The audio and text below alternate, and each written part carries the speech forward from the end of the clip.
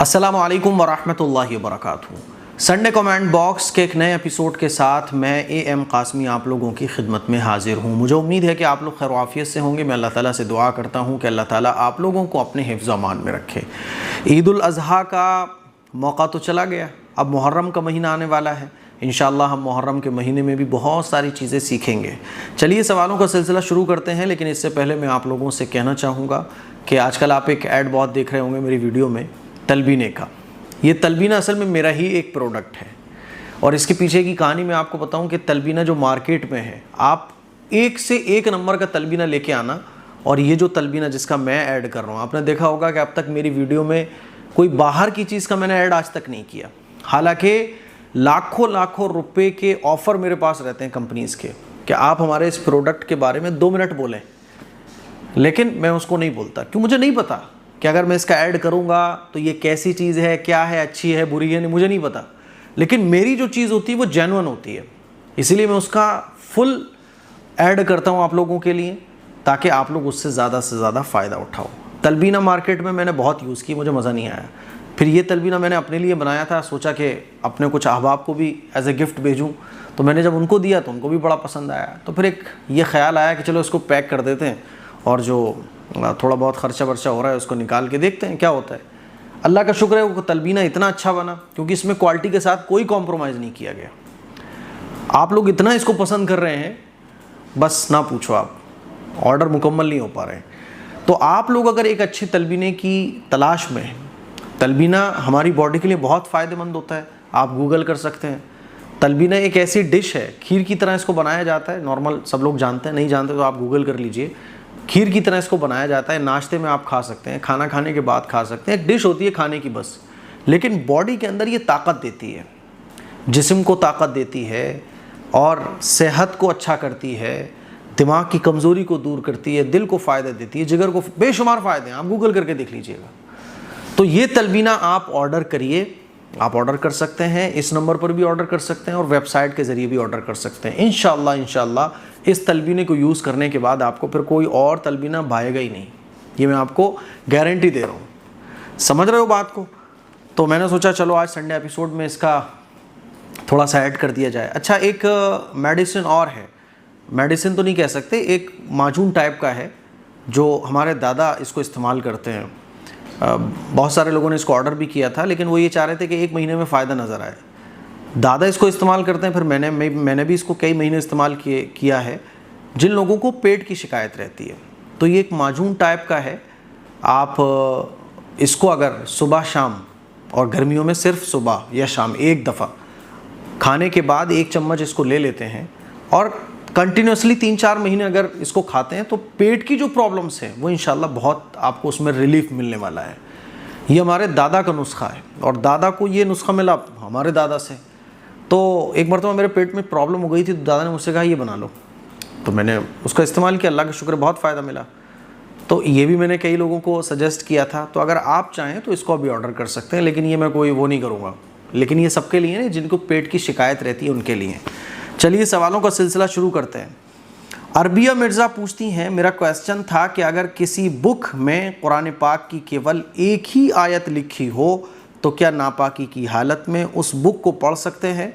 تو اس آیت یا اس پیج کو بنا چھوئے، دیکھیے وہ آیت جہاں لکھی ہے نا، تو اس آیت کو ہم ٹچ نہیں کر سکتے، باقی پورے پیج کو بھی ٹچ کر سکتے ہیں، پوری بک کو بھی ٹچ کر سکتے ہیں، پوری بک کو پڑھ سکتے ہیں، لیکن جہاں آیت لکھی ہے اس جگہ کو ہم ٹچ نہیں کر سکتے، بس باقی پوری بک کو ہم بے فکر ہو کے پڑھ سکتے ہیں، ٹھیک ہے؟ اسی طرح سے نورانی قاعدہ یا کوئی بھی اردو کی بک، اردو کی کوئی بھی اسلامک بک ہم پڑھ سکتے ہیں، ساتھ میں کیری بھی کر سکتے ہیں، پکڑ بھی سکتے ہیں، چھو بھی سکتے ہیں، لیکن جس جگہ وہ آیت لکھی ہوئی اس جگہ کو ٹچ نہیں کر سکتے، ٹھیک ہے؟ گیسٹ اوکے پوچھتے ہیں، میرے 4 سوال ہیں۔ نمبر 1، سنت نماز میں 1 رکعت میں 3 بار سورہ اخلاص اور دوسری رکعت میں سورہ فلق 1 بار پڑھ سکتے ہیں؟ 3 بار سورہ اخلاص پڑھنے کی ضرورت کیا ہے؟ 1 بار پڑھو، بس ہو گیا کام۔ 3 بار پڑھنے سے کیا مطلب ہے؟ اب آپ کہو کہ 3 بار پڑھنے میں زیادہ ثواب ہے، تو پھر ابھی 3 بار کے بعد 5 بار کیوں نہیں پڑھ رہے آپ؟ اسی لیے 1 بار پڑھ لو بس، ٹھیک ہے؟ ایک ہی صورت بار بار پڑھنے کا ثبوت ہمیں نہیں ملتا اللہ کے نبی صلی اللہ علیہ وسلم سے۔ ایک صورت پڑھی، آگے کی صورت پڑھو۔ ہاں ایک رکعت میں آپ 2-3 صورتیں پڑھ لو الگ بات ہے، لیکن ایک صورت پڑھو نا بس. اب ایک صورت کو آپ 3 بار پڑھ رہے ہو اور دوسری صورت میں سورہ فلق 1 بار پڑھ رہے ہو، تو یہ مطلب کیا ایسا کیوں کر رہے ہو آپ؟ تو آپ بولو گے کوئی نہ کوئی وجہ بتاؤ گے اس کی، تو وہ جو وجہ بتاؤ گے آپ وہ حدیث سے نہیں ہے، اسی لیے ایک صورت ایک ہی بار پڑھو آپ. نمبر 2، امام سے پہلے اتحیات پڑھ لیں تو کچھ نہیں پڑھنا چاہیے. امام سے پہلے آپ نے اتحیات پڑھ لی اور امام صاحب ابھی نماز میں بیٹھے ہوئے ہیں، تو پھر آپ اتحیات پڑھ کے خاموش بیٹھے رہو. نمبر 3، 2-3 بار نماز میں سورت کا ایک ہی ورڈ کو 2-3 بار ریپیٹ کر سکتے ہیں. اگر مخرج غلط ہو جائے تو جی 2-3 بار ریپیٹ کر سکتے ہیں آپ، کوئی حرج کی بات نہیں ہے. نمبر 4، نماز بغیر طرز کے پڑھ سکتے ہیں. الحمدللہ رب العالمین ایسے بھی پڑھ سکتے ہیں آپ، بغیر طرز کے پڑھنا چاہیں الحمدللہ رب العالمین تو بغیر طرز کے بھی پڑھ سکتے ہیں، نماز ہو جائے گی. ٹھیک ہے. خان بھائی نے پوچھا ہے اللہ آپ کو سلامت رکھے، خیریت ہے؟ الحمدللہ بھائی.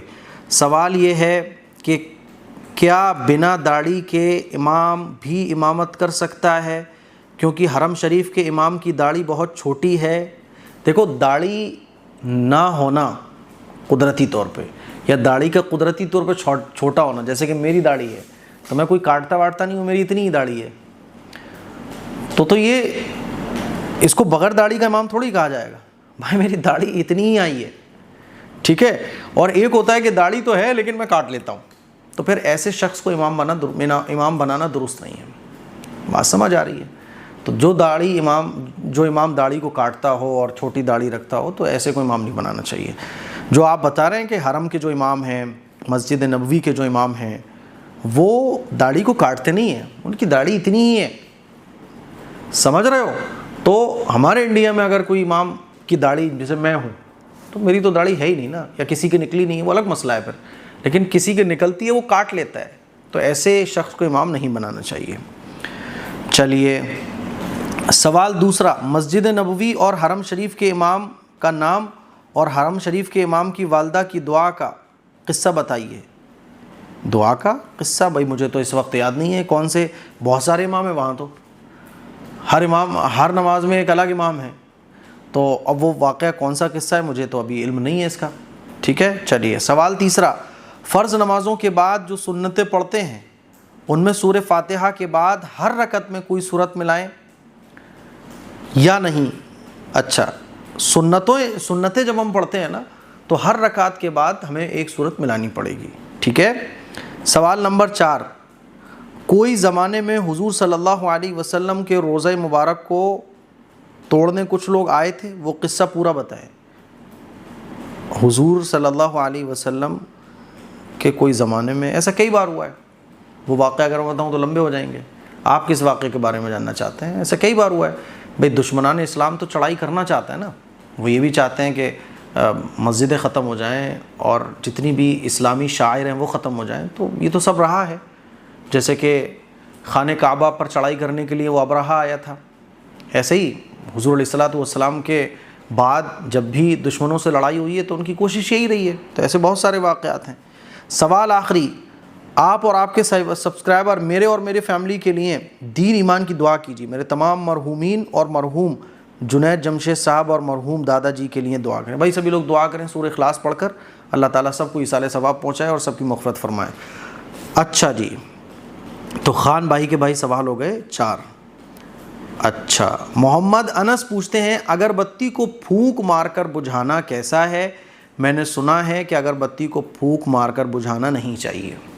ہم نے بھی بچپن میں یہی سنا تھا، جب کبھی ہم موم بتی جل رہی ہوتی تھی یا لالٹین جل رہی ہوتی تھی تو اسے جاتے تھے نا پھونک سے بجھانے کے لیے. دادی نے کہا جاؤ بیٹا بجھا کے آؤ، ہم گئے اور پھونک سے بجھا رہے ہیں، تو بڑے بتاتے تھے اس وقت کہ پھونک سے نہیں بجھانا چاہیے. تو یہی ہمیں پتہ ہے کہ پھونک سے نہیں بجھانا چاہیے، لیکن پھونک سے نہیں بجھانا چاہیے اس سلسلے میں کوئی حدیث نہیں ہے. پھونک سے بجھانے سے اس لیے منع کیا جاتا ہے، جو اس کی مجھے وجہ سمجھ میں آئی بڑے ہو کر، کہ جیسے آگ جل رہی ہے، اگر ہم اس کو پھونک سے بجھاتے ہیں تو آپ نے دیکھا ہوگا جب آگ میں پھونک ماری جائے تو آگ ادھر ادھر بھاگتی ہے، تو یا تو جیسے کہ موم بتی ہے وہ بجھ جائے گی، لیکن اگر آگ زیادہ ہوگی تو بجھے گی نہیں بلکہ آپ کے چہرے پہ بھی لگ سکتی ہے. تو اسی لیے یہ کہا جاتا تھا غالباً کہ پھونک مار کر آگ کو نہیں بجھانا چاہیے. موم بتی کو پھونک مار کے نہیں بجھاؤ، بلکہ چپل سے یہ کر دو یا ہاتھ سے ایسے کر دو. تو آگ کو پھونک مار کر نہیں بجھانا چاہیے اگربتی کو، موم بتی کو، اس کی وجہ یہی ہے، باقی حدیث سے ایسی کوئی ممانعت ہمیں نہیں ملتی ہے، ٹھیک ہے؟ پھونک مار کر کہیں نہ کہیں آپ کو نقصان ہو سکتا ہے، اس لیے پھونک مار کر بجھانے سے منع کیا گیا ہے۔ آپ دور سے پھونک مارو گے پھر نہیں بجھے گی تو پاس جا کے مارو گے، ہے نا؟ اور بچوں کے تو بڑا اندیشہ ہے، اس لیے بچپن میں سکھایا جاتا تھا بڑا پھونک مار کے موم بتی کو نہیں بجھانا ہے۔ چلیے، فراز قاضی، مفتی صاحب، انڈین حنفی مسلم لڑکی کا نکاح ترکش کردش لڑکے سے ہونا شریعت کے حساب سے جائز ہے یا نہیں؟ دیکھو، شریعت کے حساب سے تو ایک مسلمان کا دوسرے مسلمان سے نکاح بالکل جائز ہے، یعنی نکاح کے صحیح ہونے کے لیے جو سب سے بڑی شرط ہے وہ ہے لڑکا اور لڑکی کا مسلمان ہونا۔ تو انڈین لڑکی یہ مسلمان ہے، ترکش لڑکا وہ بھی مسلمان ہے، نکاح ہو سکتا ہے، لیکن میاں بیوی کی زندگی شادی کے بعد کی اچھی گزرے، اس کے لیے مزاج کا، سوچ کا، طبیعت کا، پسند ناپسند کا ایک ہونا بھی بہت ضروری ہے۔ ترکش لڑکی کا جو اسٹائل ہوگا زندگی گزارنے کا بہت الگ ہوگا، اس کو پسند کچھ اور ہوگا۔ ٹرکش جو کھانے ہیں وہ آپ کھا نہیں سکتے۔ میں جب ٹرکی گیا تھا تو ٹرکش کھانے جو ہے نا میرے گلے سے نہیں اترتے تھے۔ ایک تو وہاں اسمیل بہت عجیب آتی ہے کھانوں میں، وہاں کا پانی ایسا ہے یا وہاں کا نمک ایسا ہے، اللہ بہتر جانے۔ وہاں کے کھانوں میں اسمیل بڑی عجیب سی آتی ہے، وہ کھانے میرے گلے سے نہیں اترا کرتے تھے، بڑی مشکل سے میں کھاتا تھا۔ اور ہر کھانے میں انڈین بنے گا اس میں بھی اسمیل آ رہی ہوگی۔ اور ذائقہ، چونکہ ہر علاقے کا ذائقہ الگ ہے، طبیعتیں الگ ہے، وہاں چائے نہیں پی جاتی۔ میں 10 دن ترکی میں رہا تو میں چائے کے لیے ترس گیا، چائے نہیں مل رہی، تو یہ پرابلم ہے سب سے بڑی۔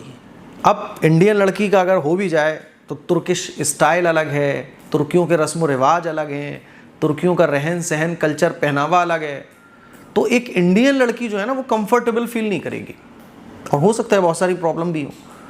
لیکن پھر بھی اگر بانڈنگ بہت اچھی ہے یا پیار ہو گیا ہے، محبت ہو گئی ہے تو نو پرابلم بھائی، اسلام تو یہ کہتا ہے ایک مسلمان کا دوسرے مسلمان سے نکاح ہو سکتا ہے، کوئی حرج کی بات نہیں ہے۔ باقی یہ چیزوں جو میں نے بتائی ہیں ایکسٹرا، کیونکہ اسلام نے بتا دیا، لیکن اسلام نے یہ بھی تو بتایا کہ نکاح کا مقصد کیا ہے، بانڈنگ مضبوط ہونا چاہیے، میاں بیوی دونوں خاندانوں کے بیچ میں رشتہ مضبوط ہو، تو یہ چیزوں پہ بھی غور کیا جائے جو میں نے بتائی۔ عادل مغل پوچھتے ہیں، مفتی صاحب کیسے ہو، ڈائننگ ٹیبل پر ڈنر کرنا کیسا ہے؟ میرا سوال 315 ایپیسوڈ میں ضرور لیجئے گا۔ دیکھیے، ڈائننگ ٹیبل پر ڈنر کرنا جائز ہے، اس میں کوئی حرج کی بات نہیں ہے، لیکن سنت اور بہتر اور اللہ کے نبی صلی اللہ علیہ وسلم کے طریقے سے کلوز جو ہے وہ زمین پر بیٹھ کر دسترخوان لگا کر کھانا ہے۔ تو ڈائننگ ٹیبل پر بھی کھا سکتے ہیں، جیسے کہ آج کل لوگوں کو گھٹنوں کی پرابلمس ہو رہی ہیں اور ڈائننگ ٹیبل گھروں میں ہوتی ہے، تو کوئی اس پہ حرام نہیں ہے، ڈائننگ ٹیبل پر کھانا کھانا کوئی حرام اور ناجائز نہیں ہے، ٹھیک ہے؟ باقی دسترخوان پر کھانا یہ سنت ہے۔ تو اگر بہت ایزی ہے، دسترخوان ہے، نو پرابلم، دینی ماحول ہے تو دسترخوان ہوگا، ورنہ ڈائننگ ٹیبل پہ کبھی کھانے کا موقع پڑ جائے تو ڈائننگ ٹیبل پہ بھی کھا سکتے ہیں، جیسے ہم کبھی جاتے ہیں کسی کے یہاں تو ڈائننگ ٹیبل پڑی ہوئی ہے اس پہ کھا لیتے ہیں، کوئی حرج کی بات نہیں ہے۔ باقی زمین پر نارمل کھانا دسترخوان بچھا کے یہ سنت ہے، تو حرام نہیں ہے، ڈائننگ ٹیبل پر کھا سکتے ہیں۔ چلیے، نرگس صدیقی پوچھتی ہیں، ایڈمن سر پلیز اس سوال کو لے لیجئے گا، بہت ضروری ہے۔ عید الاضحیٰ کے اگلے دن میری ننند کی لڑکی کا انتقال ہو گیا تھا، 21 دن کی تھی وہ، اس کا انتقال کے بعد سب خواب میں اس بچے کو روتا ہوا دیکھ رہے تھے، 2-3 لوگوں نے دیکھا ہے، اس خواب کا کچھ غلط مطلب تو نہیں ہے نا؟ پلیز میرے سوال لے لینا ایڈمن جی، اس خواب کا کوئی غلط مطلب نہیں ہے، یہ خواب نارمل ہے، 4-6 لوگوں کو دکھ گیا، کوئی حرج کی بات نہیں ہے، پریشان ہونے کی، پینک ہونے کی کوئی ضرورت نہیں ہے، آپ کو دکھ گیا نو پرابلم، ٹھیک ہے؟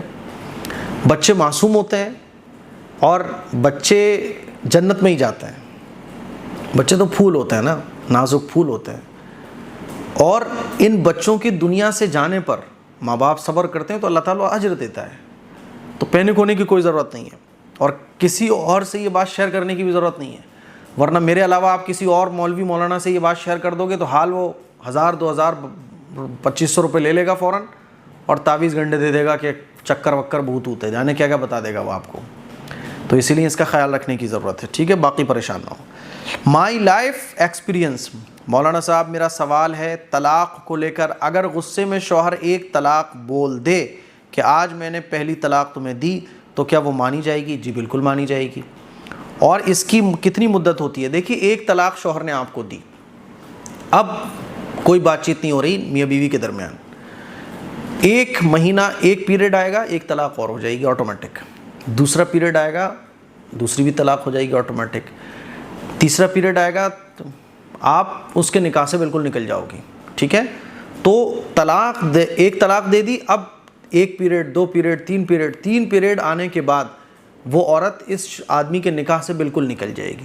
لیکن اگر وہ 3 پیریڈ یعنی عدت پوری ہونے سے پہلے اگر رجوع کر لے، اور رجوع ایک تو زبانی ہوتا ہے کہ وہ یہ کہے کہ میں نے جو طلاق دی تھی میں اس طلاق سے رجوع کرتا ہوں، میں اپنی طلاق واپس لیتا ہوں، اور تم میری بیوی ہو، میں تمہیں طلاق نہیں دے رہا ہوں، غصے میں بول دیا تھا وہ تو یہ رجوع کرنا کہلاتا ہے۔